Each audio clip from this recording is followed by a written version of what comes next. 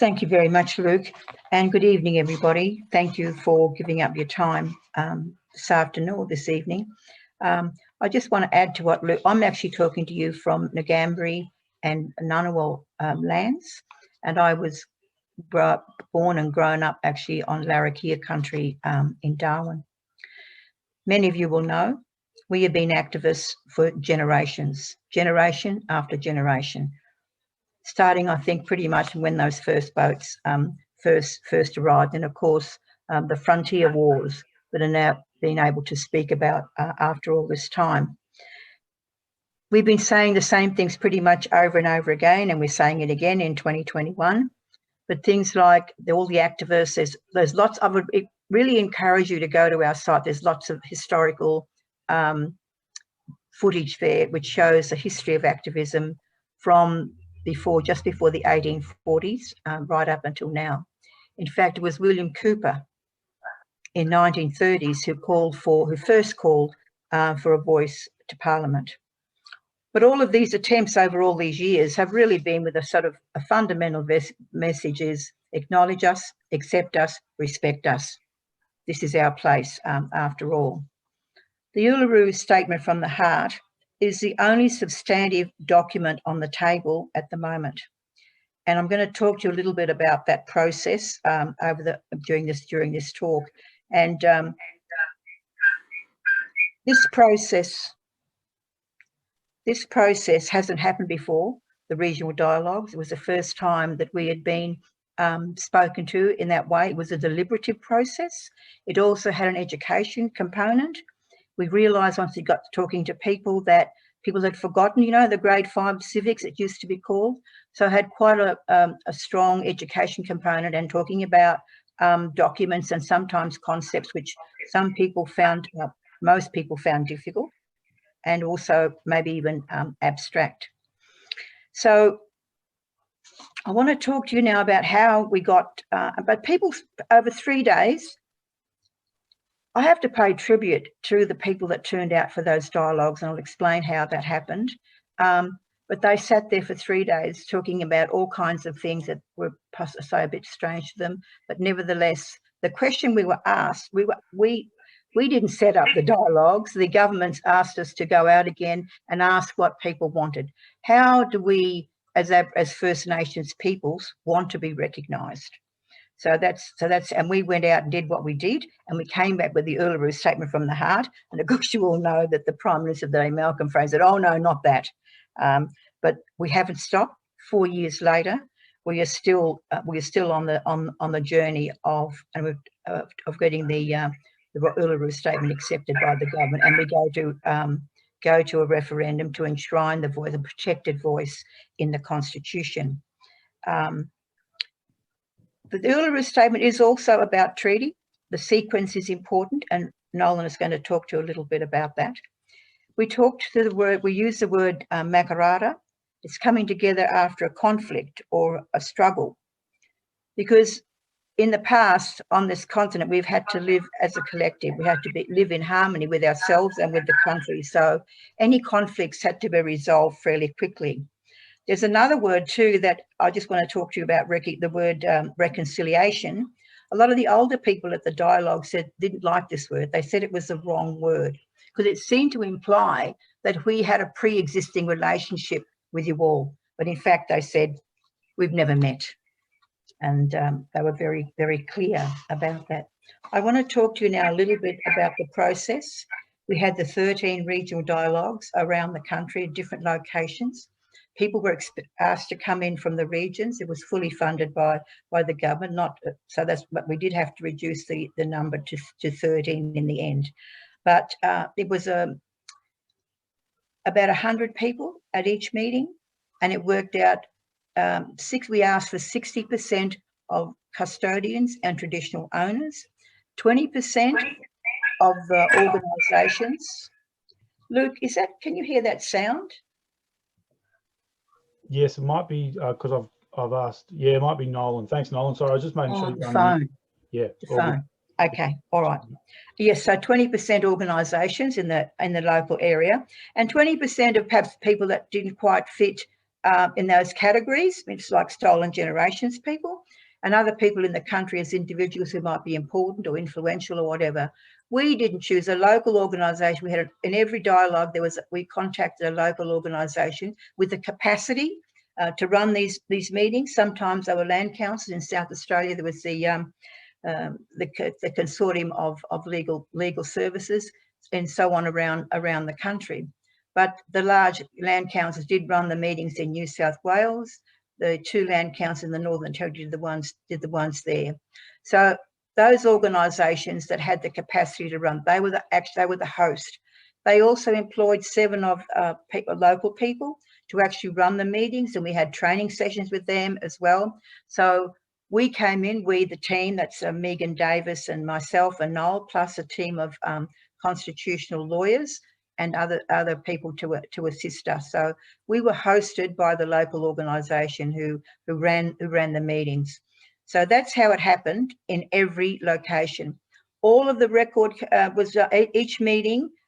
People would report back. We didn't present papers or anything. Everything was put up on a whiteboard, so everybody in the room could read everything that was said, and every sentence went through. So as people do in those collectives, fiddling with shall or will and so on, until it was absolutely correct. And we did that until everybody in the room was happy and were able to say, yes, that's a true record of what we said. So we did that in every location. The formula, if you like, for want of a better word, was exactly the same. Same agenda, same time, same scheduling, and the terms of reference. Everything was the same. So we could actually, in some way, measure what people told us from these bits of paper, so as we could get some way of measuring. We decided we would have this process rather than what's called a town hall meeting type. It's very difficult to really get to what people were saying. We also wanted to make sure that people who did come would be heard. So we asked for an equal number of men and women, and also youth. There's one of the clips there, you'll see a whole photo of smiling young people, and the youth groups are growing bigger and bigger every day. So it's not just sort of white-haired people like me and others. It's quite a very, very dynamic and very vigorous group that's growing every day. So we went through everything. Everything was written down, and then at the end of the session, we asked people how do they want to choose people to come to the convention that already had decided to be held out at hosted by the Mutijulu community out at the Rock. So we said, it's up to you how you do that.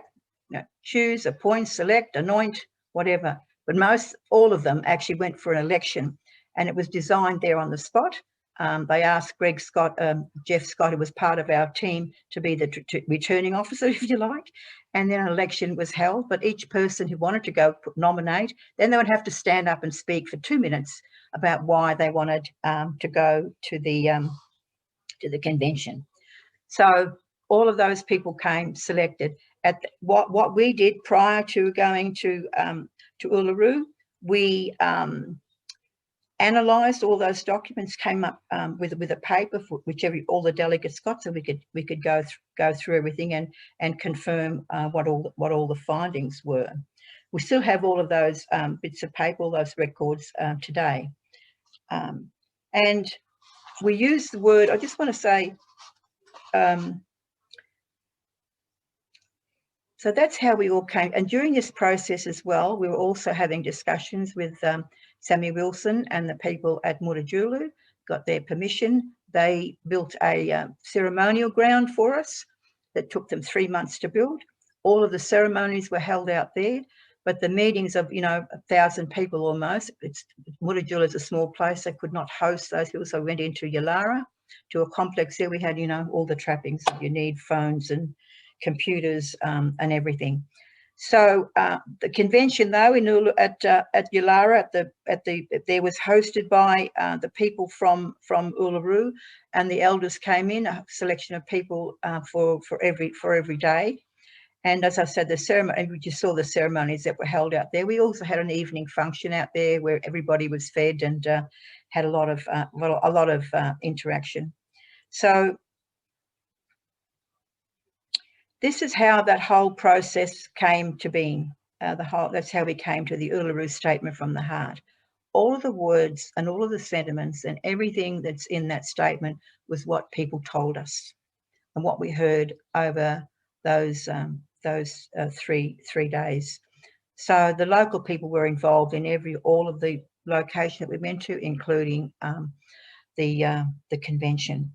So I might leave that there, but I'm give Nolan time. He's got quite a lot to talk about.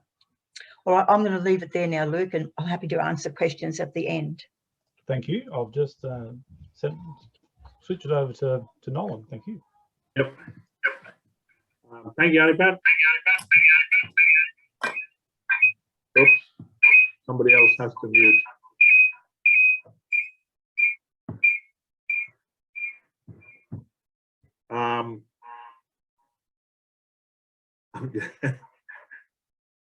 Still echoing. Is it still echoing at your end? It is a bit.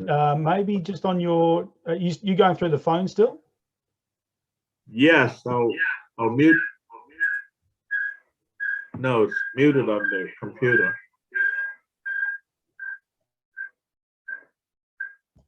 Try again.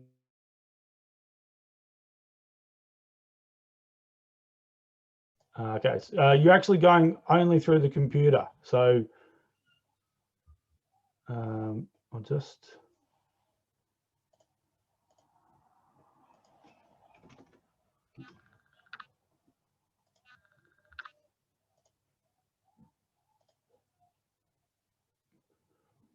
You're currently still muted on the, if you unmute on the computer, but maybe mute on your phone. Okay, how's that?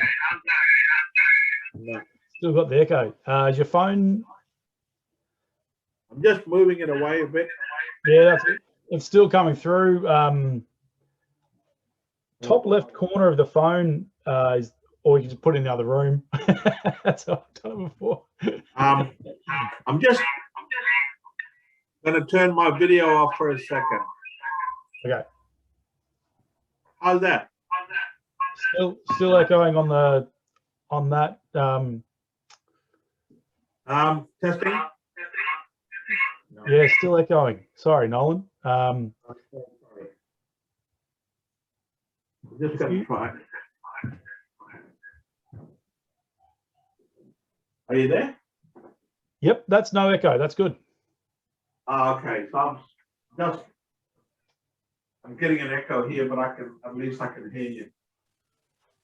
Okay, well, if that's all right, it's really unnerving with my own voice coming back at me echoing, but I'll give it a go. So look, the explanation from Aunty Pat was about the process that people went through to end up with a recommendation for a constitutional inspiring voice, but they also talked about treaty and food telling.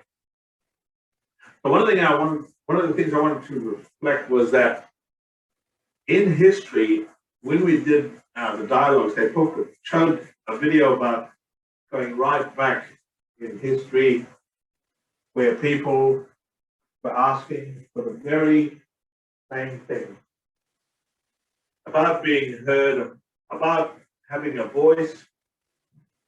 So no different to what people ended up talking about at Uluru through the dialogues. I was a co-convener for the Pilbara and Kimberleys, one of the co-conveners there, and assisted at Uluru as well. And so I guess the process has been consistent and continuing. One of the things people have been talking about is why it was important to have a voice that's protected in the Constitution. Currently, you have a process where there is a proposal for a legislative voice being talked about with a voice in government. And unfortunately, we know what happens when you have a legislative voice. Something that's produced in legislation or policy can be abolished.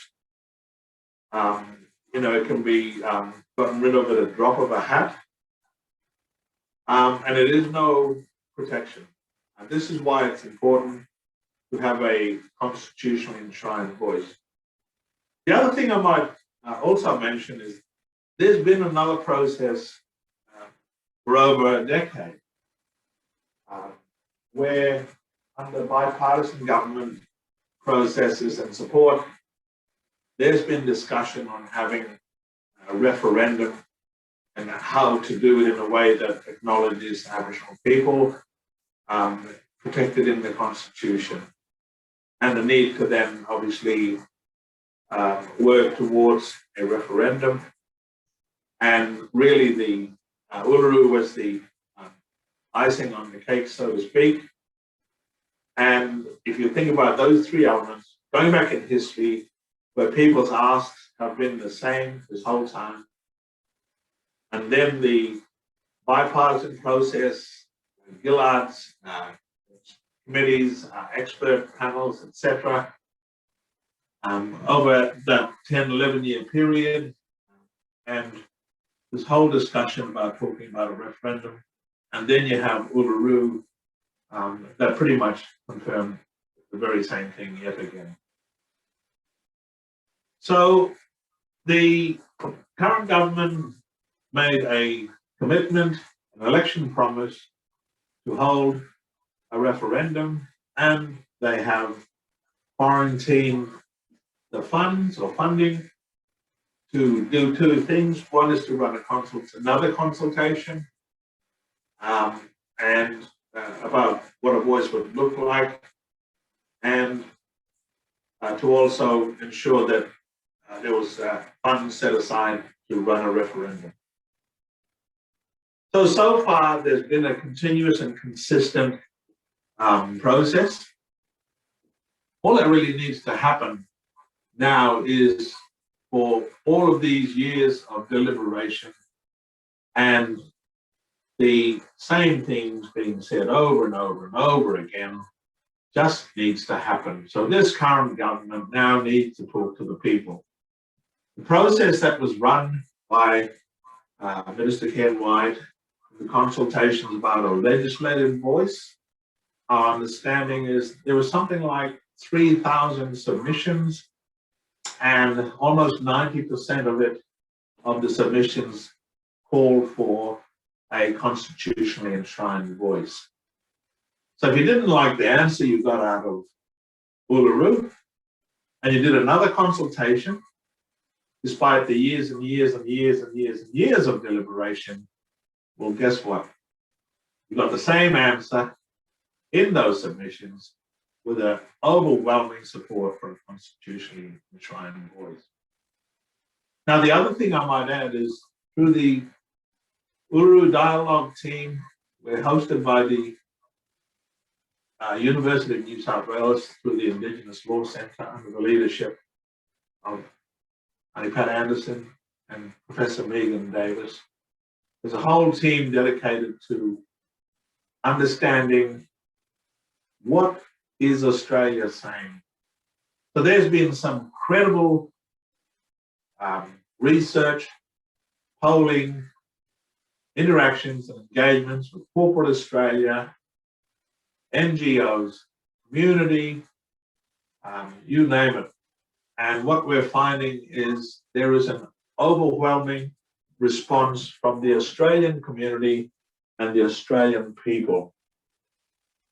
And that is, they believe that it is time and Australia is ready to talk about and to vote in a referendum for a constitutionally enshrined voice. Not that long ago, on the 26th, last month, there was the Sidney Peace Prize, where Aunty Pat, Professor Megan Davis, Noel Pearson were acknowledged and received the Sidney Peace Prize in acknowledgement of the work with Uluru, the dialogues and the outcomes. So this is an international recognition, and it really talks to the priority and the occasion and the importance of this as a recognition. And if I were to talk about, and I won't, I'm mindful of the time because we've started late, I just wanted to make the point that in history, governments of Australia had control of Aboriginal affairs, had control of Aboriginal people's lives. They had the responsibility for the policies, for the legislative development. They had the power over Aboriginal people. And the symptoms are, well, you only have to look at the statistical evidence in Indigenous peoples, socioeconomic or First Nations peoples, socioeconomic and social circumstances in every facet of our lives. You can see those poor statistics year in, year out, decade after decade.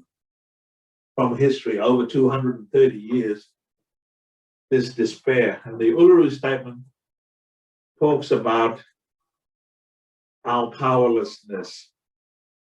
So in the Constitution, when there was some kind of change around powers to have an oversight over Aboriginal people, it's still the same power to make laws, policies, service delivery, spending, everything about us separately, having a power over us, to make laws for us. And unfortunately, those laws, those policies, those legislative frameworks have been consistently wrong or do not change the circumstances for First Nations people in Australia. Mabo happened, and native title came out of it, and that was a law that meant Aboriginal people were going to be dragged through the federal court system to prove all over again that they were here and had a right to this country and to a better life. So I think there's a lot of talk about reconciliation.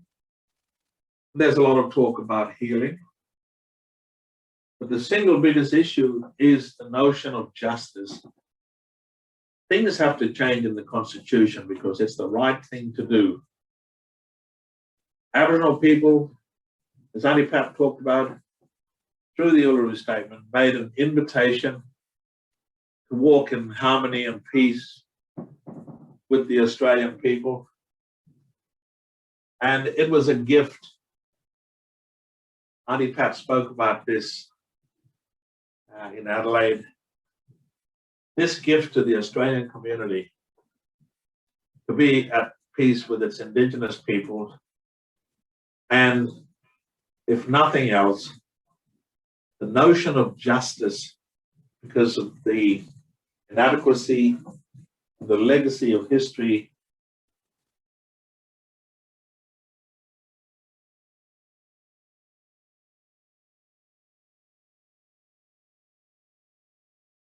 a particular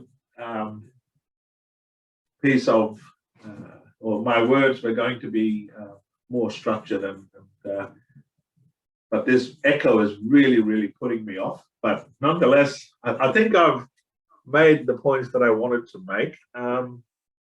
It's really unnerving. I apologize about the technology and the sound. You've done. I hope you heard me okay. No, you're absolutely fantastic. If anything, it kind of helped in some way. No, that was. Thank you for pushing on through, as it were. That was really great. Thank you so much for that. It was really good. Thank you very much, and thank you as well, Pat. They were both excellent. And we're getting lots of questions coming through. As I said, if you've got any questions, please send them through the chat section. The questions are coming through to me. Include one from our Voice Treaty Truth Working Group co-convener Bob Boughton, who asks about support from different Aboriginal organisations around the country, and particularly whether the Coalition of Peaks has taken a position.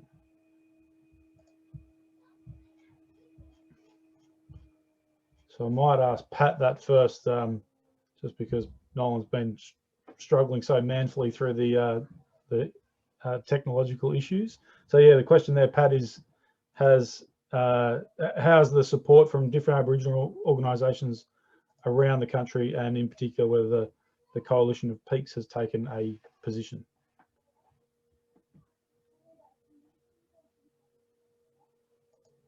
Just ask you to unmute there. There we go. There we go. Okay. There's quite a lot of support. Sorry, I keep forgetting. I've got two screens. I have to remember where the camera is. No, there's a lot of support. We've had all the major organisations, all the land councils, the Noongars from the bottom half of Western Australia. There's all the powerful Kimberley Land Council. A lot of support from the councils. A lot of support from ordinary, everyday organisations. The Coalition of Peaks as a group has not, although several members, a lot of members are in their own right. But that's something that we need to talk to them a little bit about, because the members of the Coalition of Peaks have also been strong supporters of ours, and we've just had a conversation just recently that we need to go and talk to the Coalition of Peaks.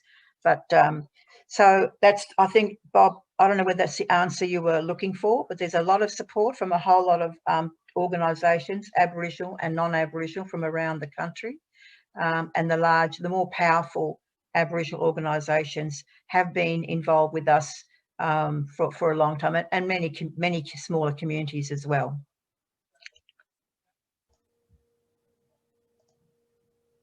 Thank you. This might be, one of the big controversial things, as people know. There's a question here is from Jack Howard, a young member of Search from Melbourne. Like any community, there's obviously a spectrum of political views within the Aboriginal and Torres Strait Islander community, both generally and on the Uluru Statement and a voice. Some Indigenous figures on the left, like Senator Lydia Thorpe, have argued that enshrining a constitutional recognition or voice before a treaty could preempt and undermine any treaty and its substance. Justice for Aboriginal Australians, Torres Strait Islander Australians, land rights, truth and reconciliation, reparations he mentions. Hence, a voice could disenfranchise Indigenous Australians further. What do you say to this argument? Well, first of all, that's not the case. The voice, we are powerless. If we went to treaty negotiations now, and let's the state-based ones, there are a lot of issues there because there is no overarching. The Commonwealth needs to be at the table. When they're not, South Australia is a very good example. They set up a treaty process and there was a change of government, and that they said, no, we're not going to do that anymore. Now, there's treaty negotiations being held in Victoria, in Queensland and the Northern Territory and Tasmania as well. So they are yet to be tested, but certainly they were tested in South Australia. They set up another process.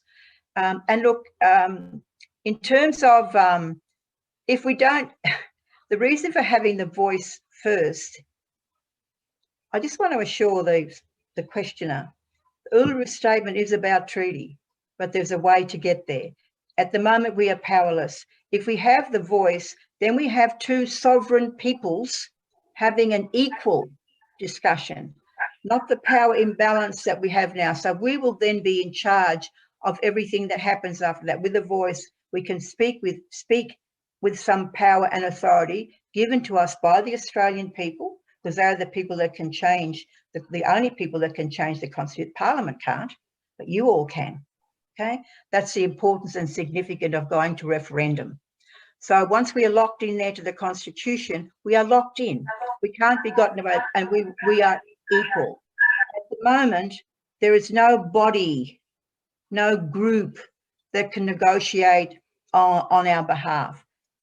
We have been powerless for a long time. In fact, since ATSIC, you know, ATSIC had its issues, but nevertheless, we all were able to go to one place and have our arguments and sort stuff out. At the moment, we have nothing, and we haven't had anything since ATSIC was done away with. It was reviewing itself. It knew that it had issues, but the government of the day, even powerful ATSIC, they didn't wait for that. They signed it away in an afternoon. And that's what's been happening with all of our organisations. The NACC, people will remember that, the National Aboriginal Consultative Committee.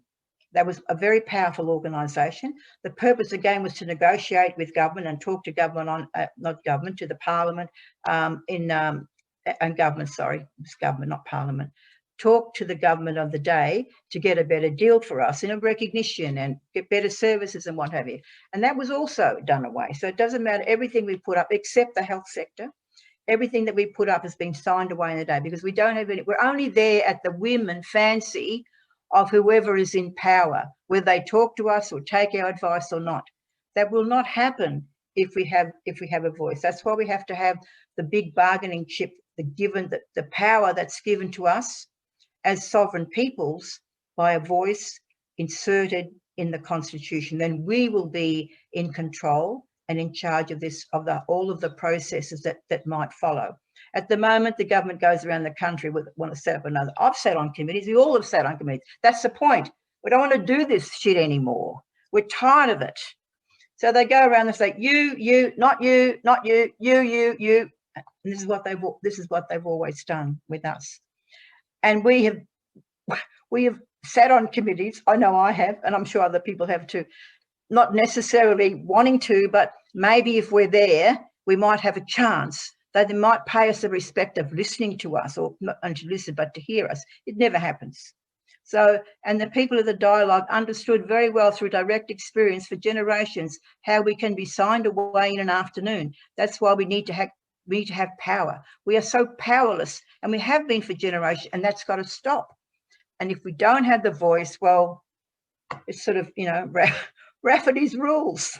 In my, that's why the sequence is important. And it was the regional dialogues people, that was a consensus decision made through that whole process that I just outlined to you.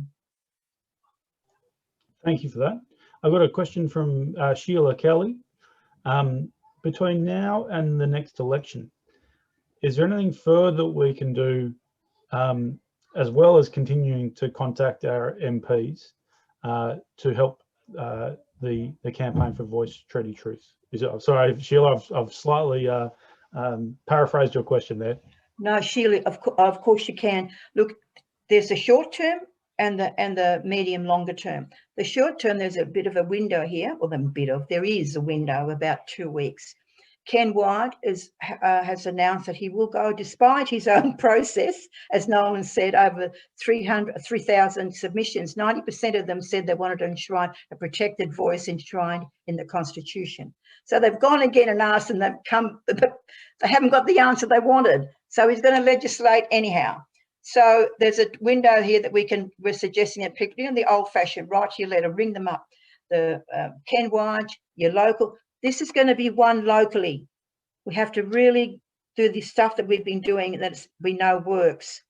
All of us people who are a bit older, the writing of the letters, the ringing up their office, the talking to them at any public meetings, accosting them wherever locally, because that's the other reason why we gifted the Uluru Statement of the Heart to the people of Australia. You have the power to change the Constitution, not the Parliament. But the only way to do that, because we knew that the government of the day, doesn't matter which one, isn't going to do it. So that's why we gifted it to you. So your local member, your federal member, your, whether it's a member, sorry, state and federal senators, and also those in the Senate and those in the House of Reps. Write to Scott Morrison, write to Ken Wyatt, in fact. Tell them that you support an enshrined voice and you don't want the voice legislated. Because if they do legislate, it's like they put a pin in a balloon. It's going to totally deflate everything.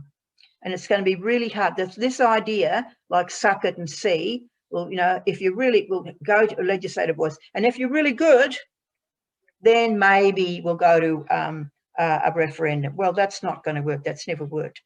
If the voice doesn't work, well, it's if they legislate a voice and it doesn't work, and I don't think it will if they do the way they do it, and it doesn't work, that's everyone's happy about that. But if it does, work, they're not going to take that to a constitution. The old saying, they'll say, well, it's not broke, so let's not change it. So that is really that's a legislative voice is not what anybody asked for. This current process is getting on for 12 years now. This is not, and what we've been saying is not new. It's our turn. Every generation has a turn at recognising us and accepting us and acknowledging us, and it's our turn now. All of us over 18. But it's getting a bit absurd now. After all this time, there's no structural reform. There's no structural change in Australia for us. Australia is one of the few liberal democracies in the world that has no settlement, no arrangement, no agreement with its own peoples. But for us, we're a little bit different. All the treaties that are around the world, they really can't compare. Our situation, we have no treaty with the colonisers. We're talking about an arrangement, of settlement now after 230 years of colonisation. So it's going to be different. It's unique. We have to make, and it's great. We have the opportunity here to make a settlement, an arrangement, an agreement that suits us all. Not what's done in Canada, not what's done in America, because they were all done pretty much after first contact. Never happened here. This is the unfinished business. I've gone off track a little bit with that response. That's all right. I think Nolan might have fixed some of his problems there. I'll just see. I'll just ask you. Right. Yeah. Can you hear me? Yes, we can hear you clear, loud and clear. All right, now you've gone off again. Try one more time.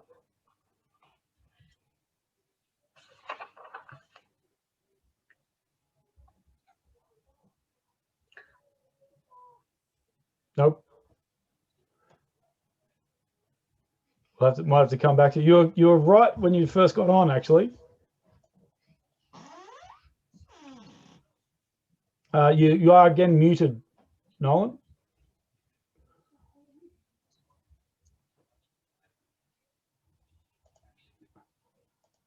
I'll just ask you to unmute one more time, see if that works. Okay, can you hear me now? Yep. Yep, 100%. Right. Look, I just wanted to finish off on the question.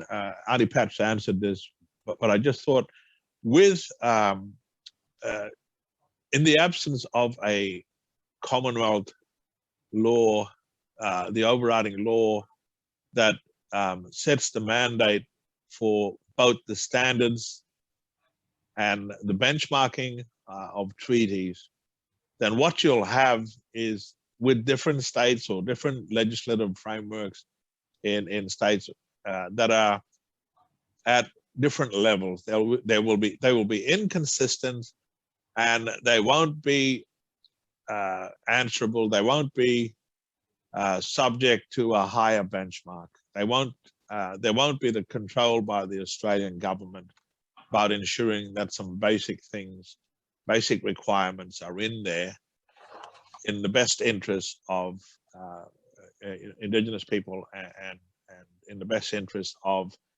a standard that accords with human rights, justice, with all the things that's necessary in a treaty. So I just wanted to cover off on that. But look, the other is that what can you do? You can obviously write to your MPs. talking to people amongst yourself, to write letters. You know, this is about also educating yourself, and we provide, we have, if you look up ulurustatement.org, there's information there. You can check out the website. There's information to inform yourselves about things. We've got lots of tools, I guess. We've got aids that can help people to, where it gives explanations. There's videos on this. We have, you know, electronic media opportunities. There are many ways that you can come to understand this, but the biggest is to inform yourselves. And, you know, the Constitution, I think people, when they get caught up in the details of, you know, the Constitution is yay thick. It's really about thinking, what's the rationale? What is the reason people need to change things in Australia? And this is about this notion about all of the things, the bad things that have happened. This is about the good things that can happen. This is about the legacy for people, for all Australians, and their future, their children's future. And to right that wrong, as Aunty Pat said, in history, this is a chance to make that right. So there's plenty you can do, really. There's plenty you can do. But most of all, inform yourself, have the discussions with your friends, your family, you know, however you think you can help.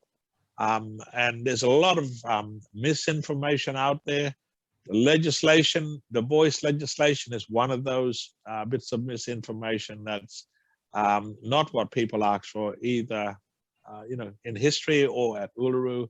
And it's not what people need. We need a level of protection in the Constitution that should have happened way back in the past and didn't happen, and in a way that empowers us. And this notion of the powerlessness in the statement and the Uluru Statement is there because that's precisely the default of what happens when you don't have that level of constitutional protection.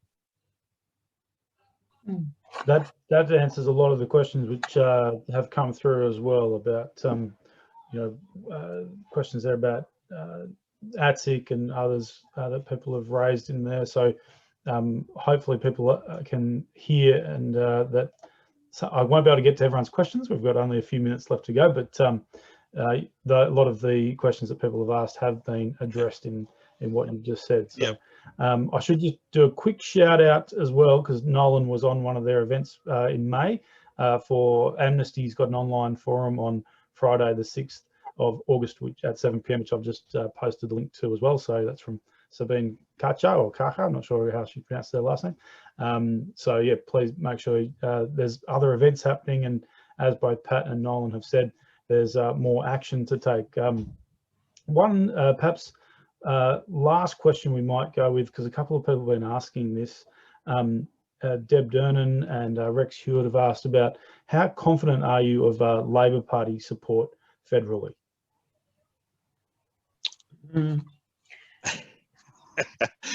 The Labor Party, Albanese says publicly that they support the Uluru Statement. But it would be really good for those members of the party that are out there if they could also write to Albanese and indicate to him that you support an enshrined voice, a protected enshrined voice in the Parliament, to the Parliament, and not a legislated voice. I think that would give him and the party a little bit more reassurance that people out there do support the Uluru Statement from the heart. And I'll just take the opportunity to make a distinction.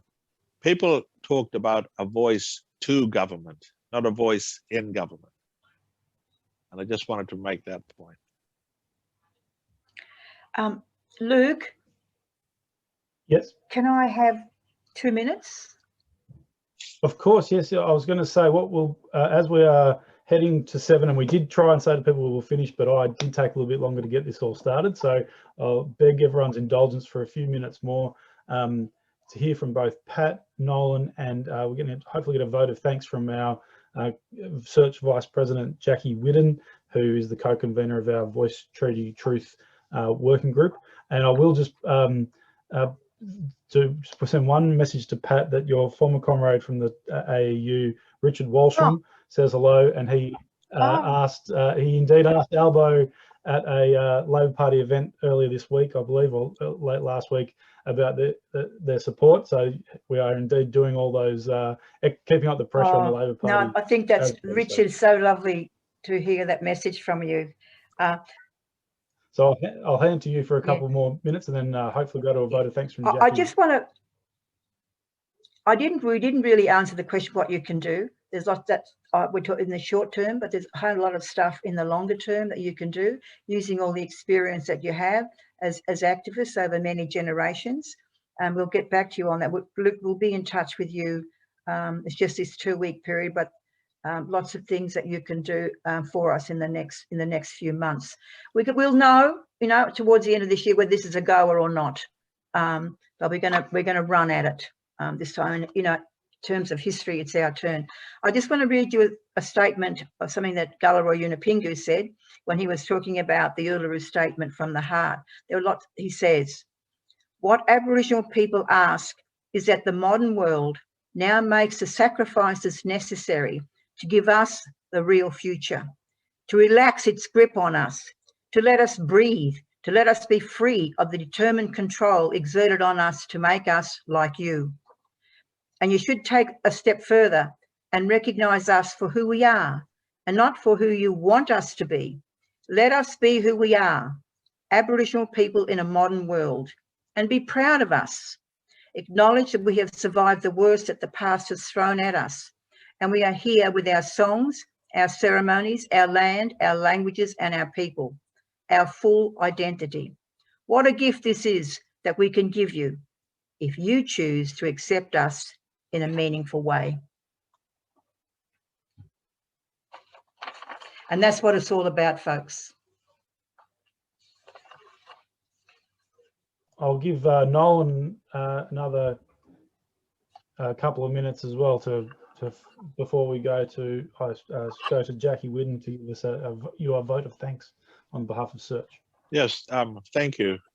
And I can still hear a tiny echo somewhere, but yeah, look, just I think what's really important is that when you do have politics, there's an election looming. If it doesn't happen this year, then early next year.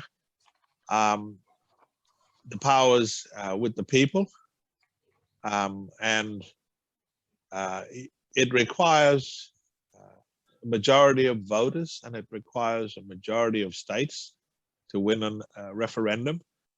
And of course, everybody's familiar with the most famous referendum, when Indigenous people were recognized properly around their power to vote and as citizens of this country.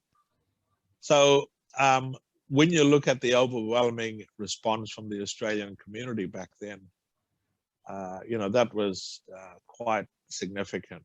So we know the Australian people have a good heart. They want what's best for this country, and they want what's best for the future of their children, their family, and the legacy, I guess. So we know there are good people in Australia, and that's what the evidence is telling us. That's what the research is telling us, and certainly we're hearing this in stereo. So when people have a negative view or want to tell you something else about what people are saying, we've just been astounded by the overwhelming response in Australia, and people ought to be aware of that. Australian people do know right from wrong, and they do have a good heart. So all we need to now do is to go forward and have a referendum and let the people show their support for a constitutionally enshrined voice for Indigenous people or First Nations people in this country. Thank you very much, Nolan. I'll now hand to Jackie Wooden, our Search Vice President and co-convener of our Voice Treaty Truth working group, to say thanks on our behalf. Yes, so thank you, Pat. And am I on loop now? All right. Thank you, Pat and Nolan. That was really a fantastic presentation. And sorry about the interruptions, the technological interruptions at first, but we did hear, you know, how significant this process is. And many of us here in the audience are involved in a range of different organisations and groups that will work to support the work of the Uluru Statement of the Heart. Search in particular has an association and significance of working with the progressive left organisations, and so we would like to really assure you that we will work with unions and the labour movement and any other progressive groups to help build a mass movement that will make sure that this referendum proceeds and that we will get a yes outcome. I'm sure there's a huge commitment out there in the community, and we've seen that in the work with unions and with a range of different organisations. So thank you again, and we'll continue this conversation. And it was really a privilege to hear you speak. We will. Lots more to talk about. Yes, yeah, and certainly, you know, we have our commitment, and we have the experience of working. So thank you. Thank you very much. Thank you. And on my own behalf, thank you all for joining us. Thank you so much, Nolan. Thank you so much, Pat. And thanks for that vote of thanks, Jackie. Good night, everybody. Good night. You'll see lots of messages coming through in the chat. Yeah. And as I said, I'll put this up on YouTube in a few days. We'll run it past Pat and Nolan, just make sure they're all happy with it. And then we'll, so if you go to our YouTube channel, you can share this with your friends, so anyone who missed it can hear what Pat and Nolan have said. There's some questions. I'll talk to you offline, Luke. There's some questions there that I could give you the answer to. Brilliant, thank you. Yeah, tomorrow. That's it. Search's working group on this is very active, so anyone who wants to get involved, get in contact with us. And also, just to say, the next 2 weeks is very urgent that we all do contact the any political person that we can that can influence. So, you know, you've brought that home to us, Pat, and that's fantastic that we have that focus. And there's no kind of cut-off point. It's sort of like this week and next week. So by next Friday, if you've written your letters, we've done great, and made all the phone calls and harassed everybody that you know and don't know. And that we'll reconvene around the long-term action, because I think that is a significant thing for the next few months. Thank you. Okay. Great. Thank you. Thanks so much, everyone. All right, everybody. Good night. See ya. Good night. Bye. See you, Mr. Aegis. Thank you. Bye. Thanks all. Bye.